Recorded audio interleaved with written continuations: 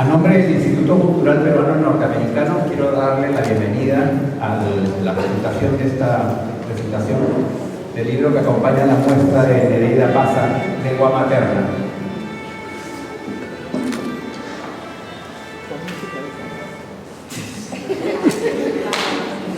Para nosotros es un orgullo tener a Nereida con nosotros hasta estos momentos, en una exposición que ha durado bastante tiempo y que reúne prácticamente toda su carrera en la muestra.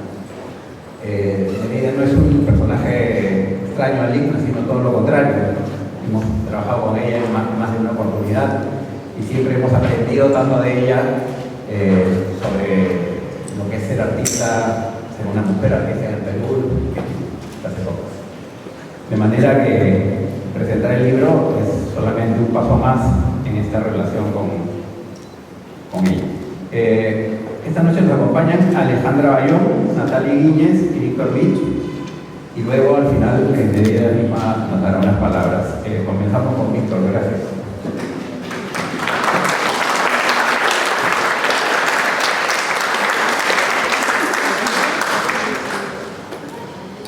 Buenas noches a todos.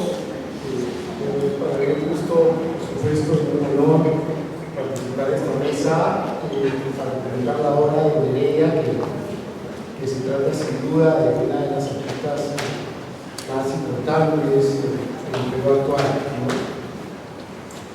Bueno, creo que si pensamos la obra de Nereida en conjunto, podemos decir que las representaciones más importantes apuntan a intentar simbolizar un silenciamiento histórico y una persistente estructura de dominación social. Es decir, las obras de Nereida buscan hacer visibles distintos tipos de violencia. La violencia de género, la violencia que impone el Estado a través de la escuela y el olvido que el discurso oficial hoy produce sobre las luchas populares a lo largo de la historia. Se trata de la permanente representación de un patrón de poder que parece indetenible, casi indestructible, ¿no? Esta es una obra en la que el orden social está permanentemente interrogado y podemos preguntarnos por la naturaleza de esa representación. Es decir, cómo el poder es representado en esta obra, cómo el poder penetra en los niveles no solamente más públicos, sino más privados de la subjetividad. Pero no solamente es una representación de la violencia del poder, sino que también las imágenes son prácticas de agencia y de desaprendizaje social, dispositivos para intentar configurarse de una manera diferente al de la realidad. Y quiero sostener que la categoría de mímica es como la categoría central de su trabajo. ¿Qué cosa es la mímica? La mímica es una copia, una especie de remedio de algún tipo de discurso de autoridad para pervertirlo, ironizarlo, desestabilizarlo en sus fundamentos. La mímica es un camuflaje que permite activar la agencia del colonizado en su necesidad de perturbar el poder. Como todos sabemos, el colonizado está obligado a imitar al colonizador, imitar en su lenguaje, en sus creencias, en sus definiciones de progreso, la felicidad, etc. Pero sucede que esa imitación, la mímica, no es exactamente igual. Y en ese tráfico de copias, en esas maniobras, es donde podemos observar la resistencia cultural. Y entonces yo quería comentar simplemente cómo la obra de Nereida utiliza, digamos, esta estrategia de representación artística, la mímica, como copia perturbadora, fundamentalmente para nombrar la problemática de la escuela peruana. Como sabemos, la escuela en el Perú es una institución encargada de invisibilizar las relaciones de poder que estructuran nuestra vida cotidiana. La escuela es, digamos, la que encarna el orden tutelar, ¿no? El discurso autoritario. Es ahí donde somos interpelados como ciudadanos y donde debemos aprender a incorporar un tipo de discurso sobre el país y un tipo de prácticas para la vida social. La escuela es algo que te deforma, me dijo Nereida la entrevisté. Y sin duda aquí una de las obras principales es la obra que se llama Silencio, construido por los uniformes escolares que se utilizaron en la escuela peruana, oficialmente y masivamente a lo largo de 3 décadas, ¿no? Esa imagen de silenciamiento, ¿no? La subalternidad se construye silenciando al otro, o en todo caso haciéndolo hablar en la lengua del poder.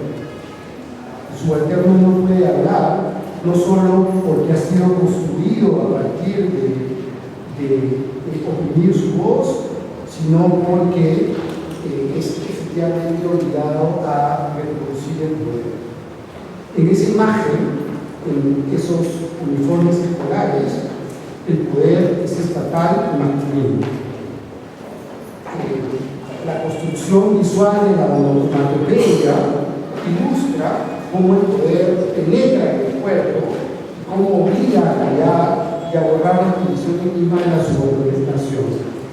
Lo que vemos es ahí un agente exterior, ¿no es cierto?, que no está representado, pero que es la onomatopeya, que se impone sobre la voz y sobre el cuerpo. En realidad, en esa instalación no hay cuerpo ni subjetividad, son los rígidos uniformes en los que se ha perdido todo afecto y toda voz. En esa instalación, Estado, escuela y masculinidad aparecen asombrosamente fusionados. El segundo ejemplo que quiero proponer es el de los cuadernos Palmer. A través de la copia y la imitación de los cuadernos que todos usamos en el colegio, estos objetos subvierten la narrativa oficial, subvierten la manera tradicional en la que la escuela produce conocimiento, transmite conocimiento. Estos cuadernos, más que producir una historia lineal, evolutiva, progresiva de la vida del Perú, proponen en sus bordados que el pasado y el presente no son sucesivos, sino que están articulados, que el pasado es una dimensión viva del interior del presente y que la escuela invisibiliza permanentemente. De hecho, estos cuadernos combinan la producción de imágenes, con textos, con palabras, con poemas, en donde frente al discurso vaciado de densidad histórica, vaciado de vidas, vaciado de reflexión, vaciado de pensamiento, que es el que produce la escuela hoy, en la obra de Nereida, las palabras vuelven a cargarse de espesor, vuelven a cargarse de sentido para restaurar una reflexión, para intentar activar una reflexión más allá del registro lineal de acontecimientos. Y la tercera obra que quiero comentar es la pizarra, ¿no? La pizarra en la que se combinan, ¿no?, distintas historias, la historia de su abuela, la historia de las luchas populares, como bordados en los 3 cuerpos de la bandera peruana. Y lo que vemos aquí es el intento efectivamente de restaurar, ¿no?, el relato escondido de la nación. Es decir, lo que sabemos es que en el Perú la historia nacional es prácticamente la autobiografía de una élite, como dicen los autores postcoloniales, ¿no? Una historia que efectivamente ha invisibilizado y que continúa invisibilizando las luchas populares, como los 60 muertos de las protestas del último gobierno, ¿no? Y entonces, claro, a diferencia de la imagen del uniforme escolar de silenciamiento, en la bandera lo que vemos es lo contrario, es decir, el intento por romper ese silenciamiento histórico, proponer un nuevo lugar de enunciación y crear una narrativa oculta, una narrativa que desoculte, ¿no es cierto?, la historia suelta. Entonces, lo que tenemos en conclusión es una obra que se apropia de una manera asombrosa, como una potencia inusual, de los formatos oficiales, de los discursos dominantes, para minarlos. Las obras de Nereida fingen, pero sabotean, ¿no? Repite, pero parodia, reproduce, pero orada. Y ese resto horadado, vale decir, de aquello que no pueden ser capturados por el poder, que el proyecto encuentra su mayor sentido. Quiero terminar comentando una última obra que se llama Jardín Secreto, donde el artista también imita, copia a la naturaleza, copia a las pequeñas plantitas que emergen en los bordes de las veredas, en los bordes de las paredes, en los bordes del cemento. Y aquí ella imita la naturaleza, la busca, pero no para repetirla, sino más bien para construir una empatía, un cuidado, un nuevo vínculo social. Me pregunto si esos dibujos de pequeñas plantitas no son un autorretrato, no son la imagen de la resistencia frente al poder. Copiar aquí no es trabajar, sino trabajar del resto, con un excedente. Estas imágenes son imitaciones que amenazan, pero también son actos para desaprender lo aprendido y para comenzar a hilar, a abordar la historia desde otro lugar y de otra manera. Muchas gracias.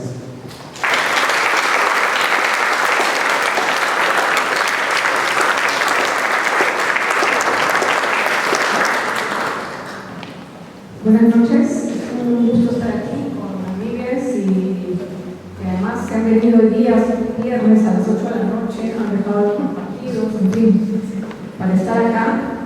Además estoy muy contenta de haber podido conocer más de cerca los procesos, las ideas, el devenir del trabajo de Nereida, por lo que agradezco mucho a Miguel López y a Isla Cultural por esta magnífica exposición y catálogo.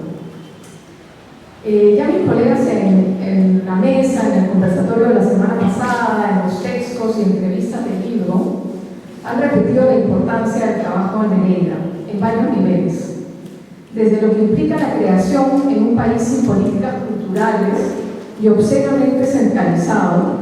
Hasta ahora se escucha la nefasta frase Lima y provincias, se me estremece el cuerpo. Lo que implica crear en una ciudad, país racista, y todo lo que toma identificarlo, transitarlo y valorar todo aquello despreciado por la blanquitud que se introyecta desde que naces, tragándolo y felizmente cada vez más vomitándolo. Lo que implica compartir espacios culturales aquí y afuera donde esperan hablar de ti mientras siguen esperando que tus compatriotas limpien sus baños o cuiden sus guaguas. La necesidad de estar traduciéndose para encajar.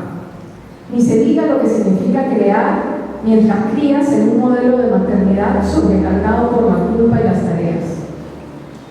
Pero Nereida ha logrado no tener que salir de su ciudad natal, ni dejar de visitar Puno, de donde emigró su familia, para que su trabajo esté en importantes exposiciones, colecciones, residencias, encuentros en el Perú y en el extranjero. No ha renunciado a que ella sea solo una excepción.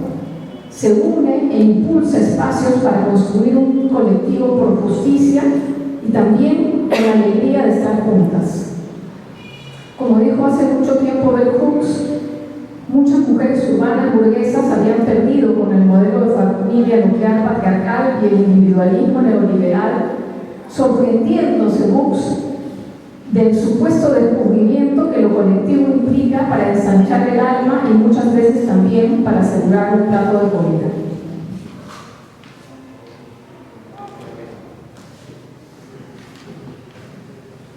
Este libro que presentamos hoy, además de un completo recorrido en imágenes, tiene excelentes textos.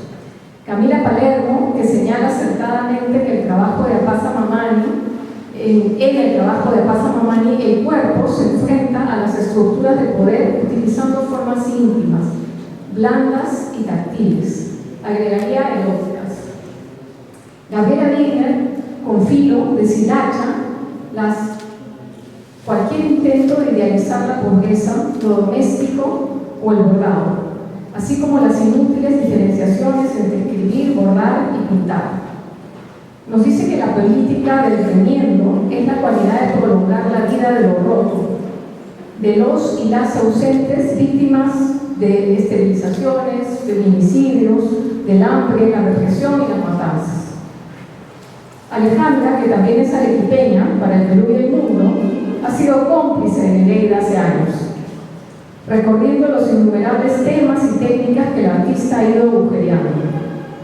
También señala cómo la identidad cultural arequipeña tiene entre sus pilares las construcciones con el blanco sillar y una exquisita técnica de la acuarela. Nereida lo saca de su altar y problematiza su imaginario. Les invito también a ver la exposición de María Lazo, también arequipeña en el museo, que también amplía las connotaciones de las principales tradiciones arequipeñas. Aprovecho para comprar el libro y que se lo dediquen hoy, porque de verdad la historia está hermosa. Ha sido para mí muy emocionante ver ese muro de sillar en la entrada, atrás nuestro ahora. Como resaltó Cristina Másquez en el conversatorio, es muy importante que en Lima y en Miraflores miles de visitantes a este espacio maravilloso puedan ver que Puno es el Perú y que el asesinato de ciudadanas y ciudadanos no puede quedar impune. Quizás la continuidad del régimen que lo permitió dure un tiempo más, pero la indignación no mermará y la justicia se abrirá camino.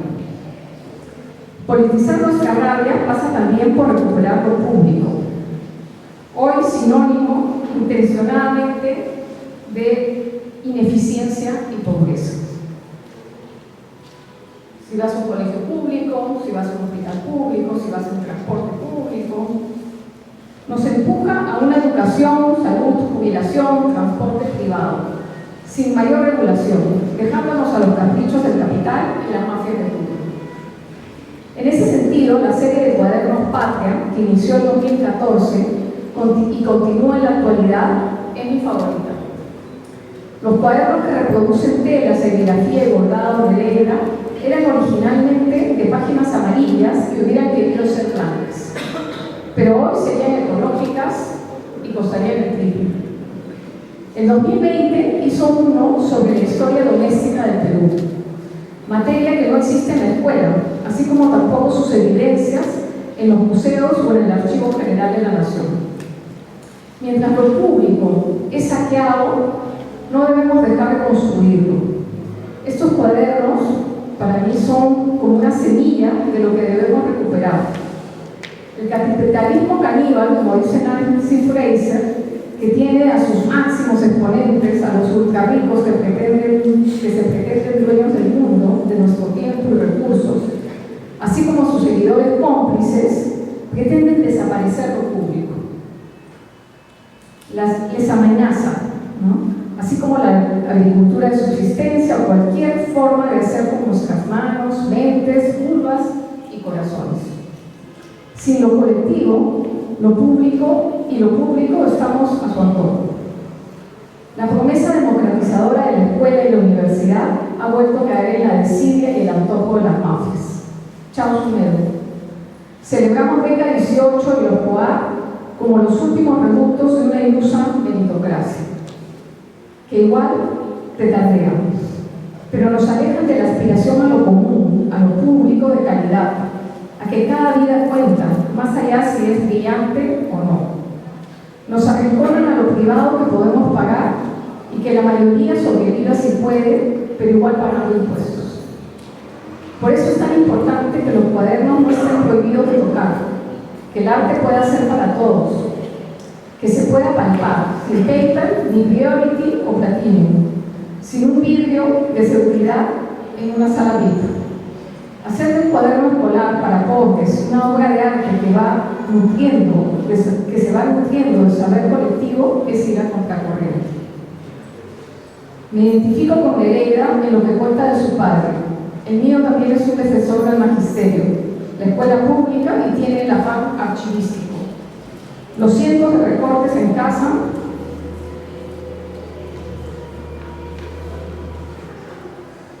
que me guarda y entrega me abrigan.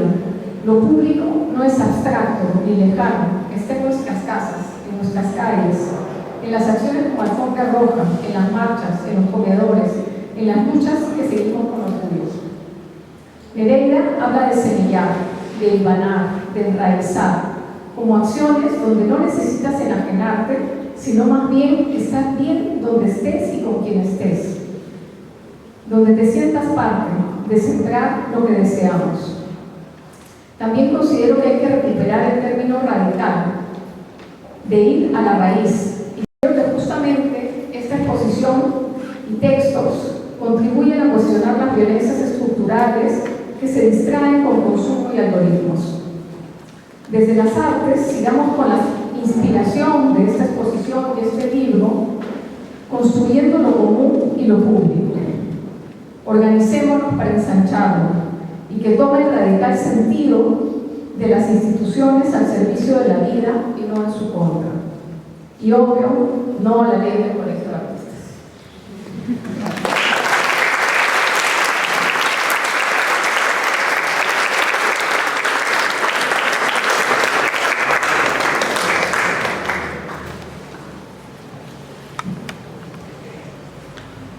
Buenas noches, es un honor estar aquí acompañando el cierre de esta exposición y también a la vez la presentación de este libro, por cierto, y que no solamente el diseño es muy bonito, sino que es un pequeño sillar, el libro es un ladrillo, una piedra. Y quisiera yo comentar algunas ideas en torno a la obra de Nereida, que no refiero mucho a lo que está en el texto del libro, pero además que aquí hemos compartido un poco la cuestión del activismo, de la obra de Nereida, pero Nereida además de artista visual, es activista, es parte de Mujeres Securi, ¿no? Yo no sé si algunos de ustedes vinieron a la inauguración, pero la inauguración fue increíble porque estaban todas las Securis aquí. Y esa situación de traer también de ver una galería como blanco llena de circulis fue algo realmente muy conmovedor, ¿no? Además también Nereida ha sido cofundadora de Artistas contra la Dictadura, de la Red Nacional de Trabajadores por las Artes y la Cultura, ¿no? Hay todo un perfil de Nereida y que también es la gran responsable de haber llevado la alfombra roja a Arequipa en los últimos años. Entonces hay un lado de la obra artística de Nereida que está muy conectada con el activismo y que no es parte de esta exposición, pero que quería traer una colección porque evidentemente tiene su obra. Además, porque quisiera hablar de lo político en la obra de Nereida. Lo político en cuanto a esa forma de subjetividad que se relaciona con el mundo, y en este caso como una forma de contracultura o de contracorriente con el neoliberalismo cultural, ¿no? Que a partir de los años 90 ha permeado la sociedad peruana. Poco hablamos de eso, hablamos del neoliberalismo en términos económicos, etc., pero no hablamos mucho de cómo es que esto se ha vuelto una cultura embebida en la sociedad, y cómo desde el arte podemos, o al menos la obra de Nereida tiene el poder de subvertir esa situación.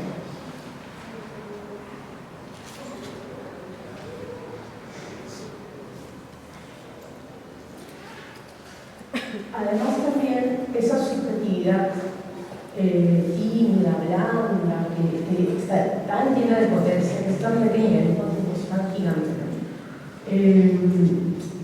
como opuesta, ya dije, al neoliberalismo cultural, pero también en conexión con el colectivo. Es una situación de subjetividad que no cae en el individualismo, ¿no? Sino que más bien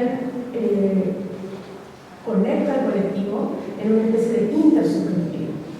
No plantea como opuesto a lo objetual, sino en una intersubjetividad. Esa conexión que Nereida teje, hila y borda, esa conexión social, es para mí uno de los regalos que tiene la obra de Nereida, ¿no? Siempre trato de pensar en las obras o en los artistas visuales, en las obras de los artistas visuales en el contexto social, qué cosas son, ¿no? Y siempre termino por entender que son un regalo a la sociedad, como una forma de dar, ¿no? En las obras que a mí me gustan, siempre encuentro que dan un regalo a la sociedad.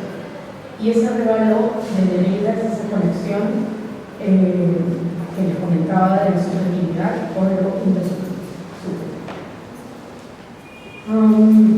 En la obra que tenemos aquí atrás, que sería por el nivel, hay una situación en la que Nereida politiza la acuarela, ¿no?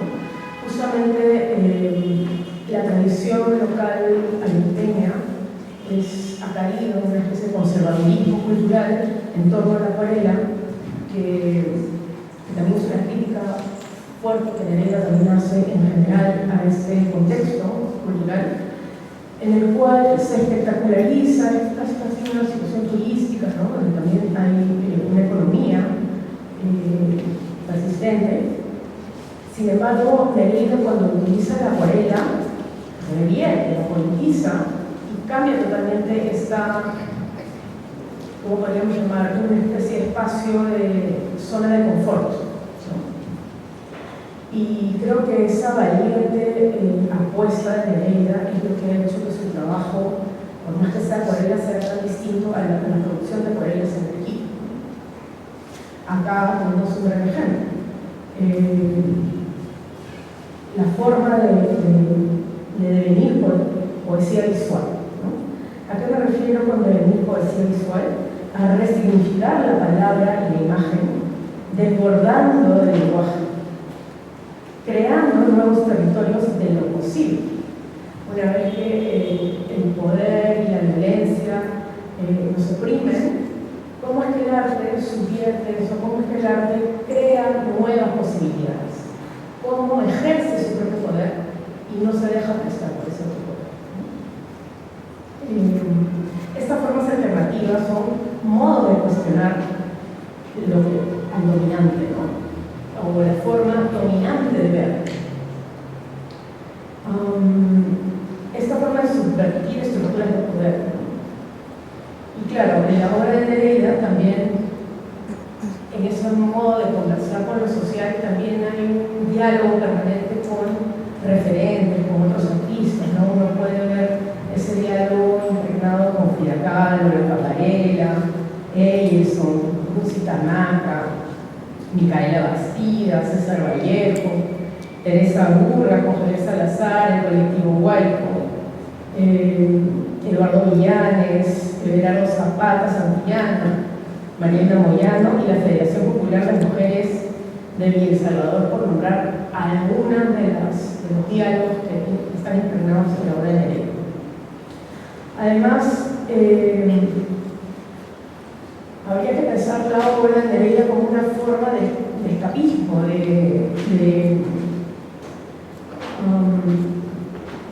escapar a la censura social, ¿no? En un momento en el que nos están censurando muchas muestras y que la desgracia para ellos, la situación que estamos viviendo es bastante difícil, la obra de Neruda escapa a esa censura social, ¿no? Eso haciendo un poco alusión al pensamiento de Silvia Rivera Cusicanqui, ¿no? Que ve las obras de arte también esta forma de escapar de la censura social, ¿no? Y también como formas de conocimiento situado. Esa subjetividad de Neruda es una forma de conocimiento situado para sumergir ese poder, ¿no? O para sobrevivir a ese poder. Sobrevivirlo también es una forma de sumergir. Claro, Nelly Richards también hablaba sobre alterar los códigos de representación bajo los que se organiza la experiencia. Y eso también es algo que se encuentra muy latente en la obra de Neruda. Julieta Paredes, por ejemplo, también nos habla de un arte político que no es solo denuncia, sino construcción de vínculos, memorias y formas comunitarias de existencia. Y esta frase, o este pensamiento, hace también un eco con John Berger, que en su libro Siempre Rojo, Ensayos sobre el Milán, él habla de la promesa en las obras de los artistas, ¿no? Entonces, él dice que las obras son una promesa o tienen que tener algo de promesa de crecimiento o de transformación. Y que no necesariamente es el tema de la obra, o sea, hablando de lo político, no necesariamente es el tema de la obra, sino la forma en la que el artista tiene de ver ese tema y de expresarse sobre ese tema, ¿no? Entonces él hablaba sobre Goya y decía que debería ser suficiente la obra de Goya cuando, por ejemplo, Goya retrata las masacres. Esa obra de Goya lo que nos dice, en la manera en que Goya ve las masacres, es que esas masacres, esa obra debería ser suficiente para entender que la sociedad puede vivir sin masacres, ¿no? Y en ese sentido, la obra de Neruda, el líder colonial, que tenemos aquí detrás, debería ser pues también suficiente para nosotros como sociedad entender que deberíamos vivir, que somos una potencialidad, que podemos vivir, que deberíamos vivir sin exterminio, sin racismo y sin colonialismo.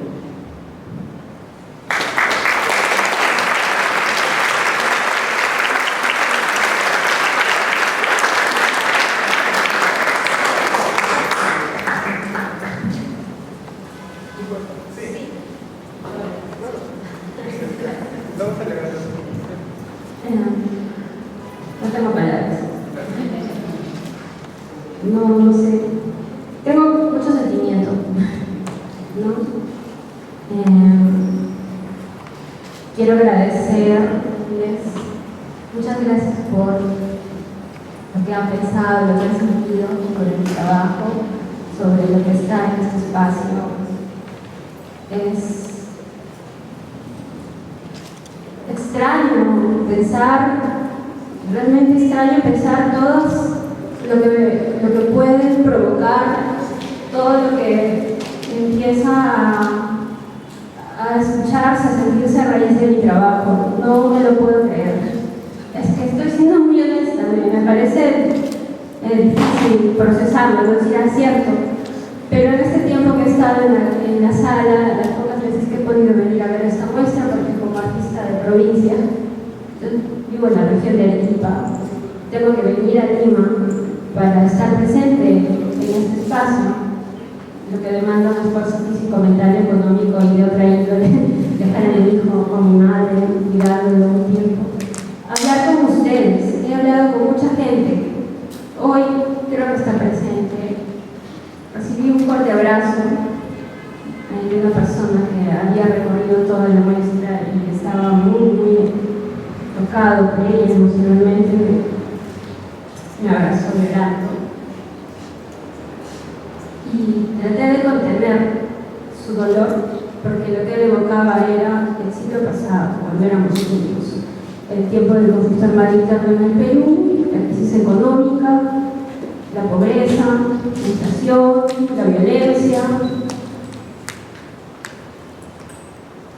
Y me preocupa mucho que estemos transitando hacia ese camino nuevamente.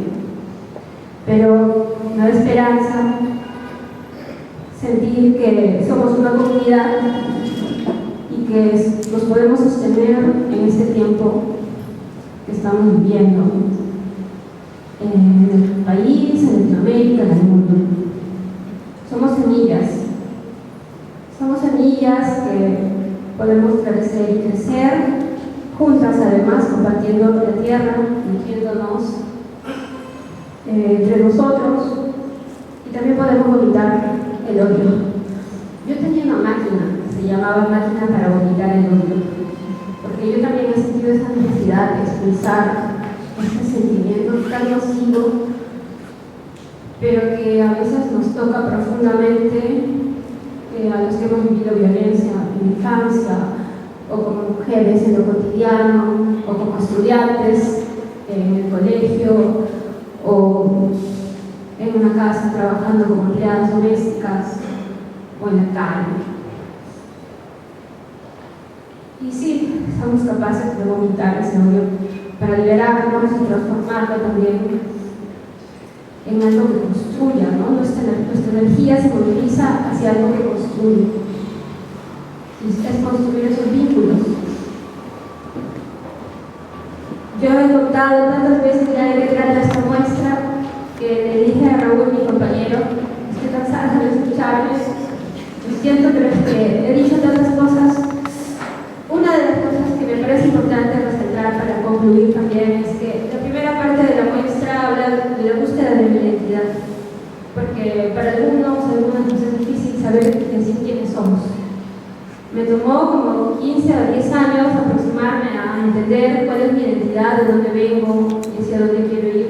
Y recién un poco aproximándome a esa definición he podido llegar a la segunda parte de la muestra, que es el más vínculo con lo social, con la gente, a querer formar comunidad, a trabajar juntos, a luchar por la vida, por nuestros derechos, por la justicia, por la reparación, por la memoria. Pero ha sido un proceso largo. Sigo de 23 años, un poco más.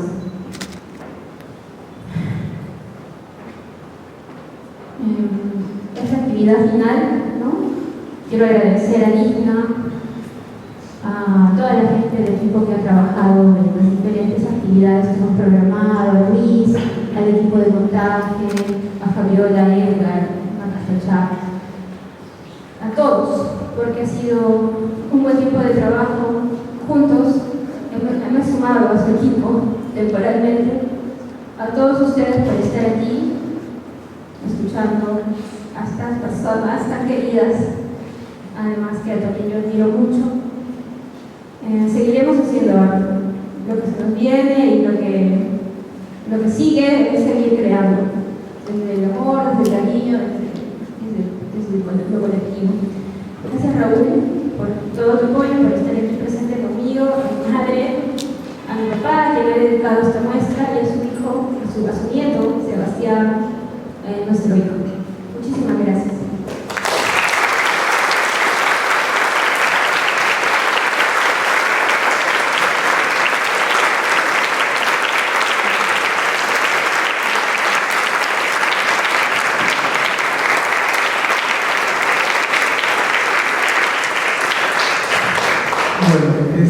Muchas gracias, Alejandra, Víctor y Natalia Pereira. Y lo que estábamos reflexionando de dónde, hace cuánto tiempo Pereira tiene esta relación con nosotros, con el equipo, ¿no?